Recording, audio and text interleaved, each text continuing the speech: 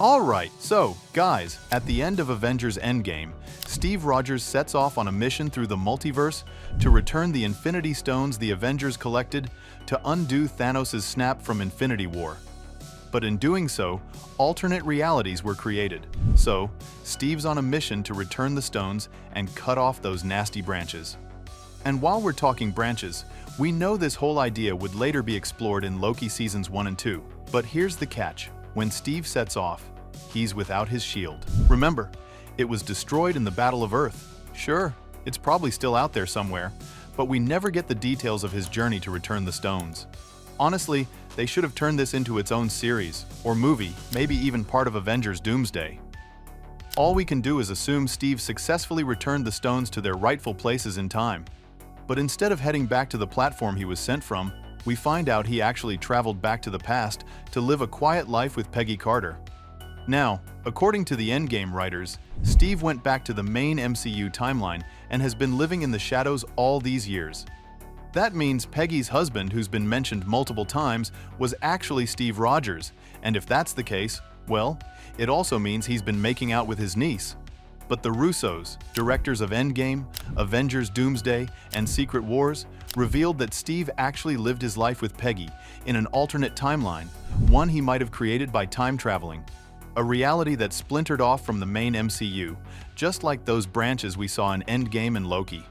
I believe this reality is Universe 838, the advanced, prosperous version of the MCU we saw in Multiverse of Madness. And remember, that universe was home to the Illuminati. I absolutely love the idea of this new universe where Steve gets to live with Peggy, a splintered timeline from the main MCU. It means Steve actually gets to reconnect with the Peggy he left behind when he went into the ice. This new timeline branches off from that moment, but everything between Steve and Peggy in First Avenger, where they fell in love, still holds true in both Universe 616 and 838. Much better than her just being a random Peggy. In this splintered reality, Peggy becomes Captain Carter, only to meet a brutal end at Wanda's hands. And this all ties into Doom's theory, which explains why Steve will eventually join Doom's team in Avengers Doomsday and Secret Wars. Stick with me, we'll get there. Another reason I think Steve's new reality could be Universe 838 is because it's such an advanced society. They likely avoided major setbacks that would have slowed progress. Setbacks Steve, as a time traveler, could have warned them about, like Hydra infiltrating S.H.I.E.L.D. Steve probably prevented most of this timeline's major disasters, especially wars. But in doing so, he might have inadvertently created Dr. Doom RDJ's version of Tony Stark, one who took an entirely different path, a path rewritten before he was even born. As I mentioned earlier, in Endgame, Steve doesn't return to the platform after returning the stones. Instead, we find him sitting on a bench, shield in hand, waiting to pass it on to Sam Wilson and asking him to take up the mantle of Captain America. But how did old man Steve even get his hands on a shield? No matter which universe Steve ended up in, I'm sure he didn't return to being Captain America, but that doesn't mean he stopped being a hero. Like in the comics, he could have taken on the nomad identity, living a secret life. And maybe, in this new reality, Captain America simply doesn't exist. Theoretically, if Steve returned to the right moment in time, like he did with the stones, it would be as though he never left. The Splinter Steve created would be the timeline where the MCU plays out as we know it. He goes into the ice, gets revived, returns as Captain America, joins the Avengers, and so on. But this timeline could be seen as the more chaotic one, represented by the darker strand of time we saw in Endgame. The mainline MCU could be seen as one of those darker timelines where Bucky becomes the Winter Soldier, Hydra infiltrates S.H.I.E.L.D., and Thanos wreaks havoc. But in this alternate timeline, Steve never left, hid the Tesseract at the bottom of the ocean, and still managed to save the day. If Steve creates a new timeline, he becomes the Steve of that universe, a version with the serum and a short stint as Captain America, but presumed dead, supposedly at the bottom of the ocean with the Tesseract. In reality, though, he's living a secret life with Peggy Carter. Much like Batman in The Dark Knight Rises. We think Batman dies with the bomb, but the autopilot was on, and he's secretly with Selina Kyle. It's exactly the same with Steve. He sets up an autopilot, knowing what's coming. He sinks the ship and still ends up with Peggy. That's the Splinter. The mainline MCU is Steve doing everything we see with the Avengers, but this splintered timeline is where he stays behind. Sorry. I got a bit sidetracked there. What's brilliant about this theory is it removes the idea of a frozen Steve Rogers at the bottom of the ocean, while a variant of him is off dancing with Peggy and living a life with her. It also explains why Peggy becomes Captain Carter in this universe. In timelines with a Captain Carter, like in the What If series, there's no Captain America.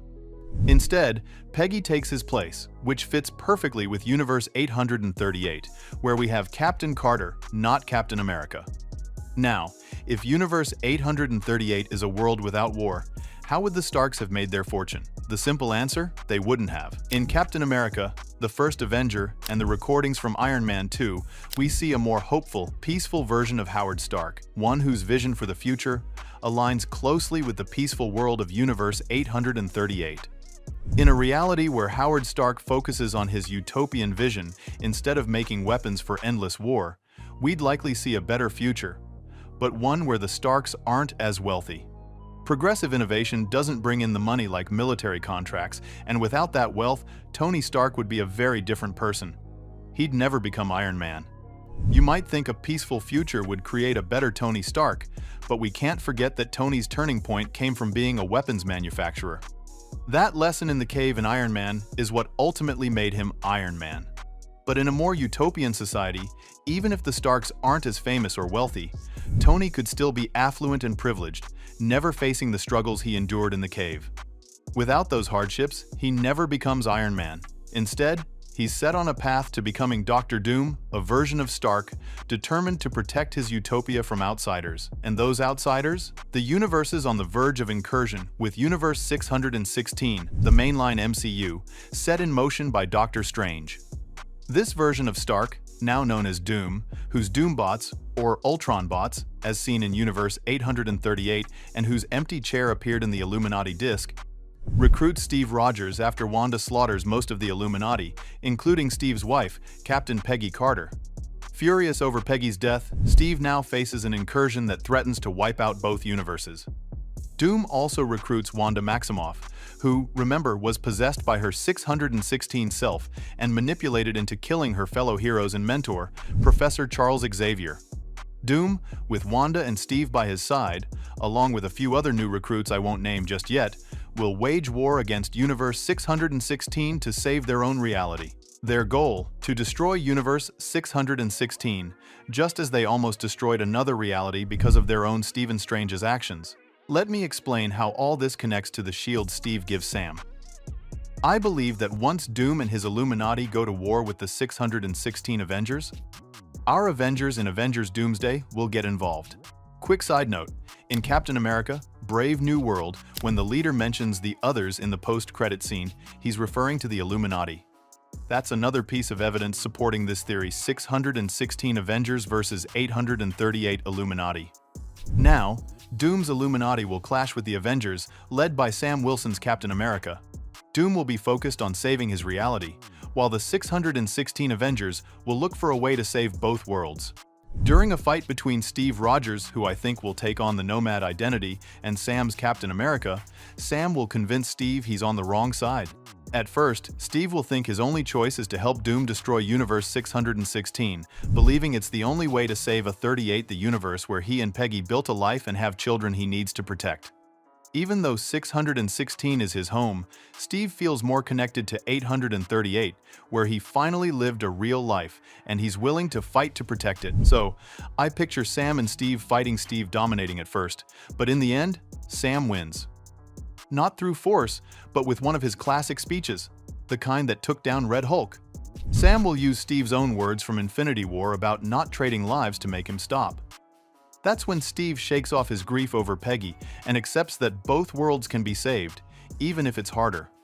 After teaming up in Secret Wars to defeat Doom, Sam will give Steve the shield as a reminder of who he is and what Captain America stands for. Steve will refuse at first, but Sam will wink and say, "You can give it back later." That's how Steve ends up with the shield, travels back in time to pass it to Sam, and dies in his own reality. He kept the shield all these years, returning it just before his death, because after his redemption in Secret Wars, he becomes Captain America in Universe 838. So, if Sam got the shield from Steve, but Steve got it from Sam, who did Sam get it from? The shield was never truly created. It's a multiversal artifact that transcends time and reality, just like the symbol it represents. Poetic, isn't it? And that's a full recap of one of my many theories for RDJ's Doctor Doom and the upcoming Avengers Doomsday and Avengers Secret Wars. Drop your thoughts and theories in the comments below and let me know what else you'd like me to dive into. Don't forget to subscribe for more, and until next time, take care.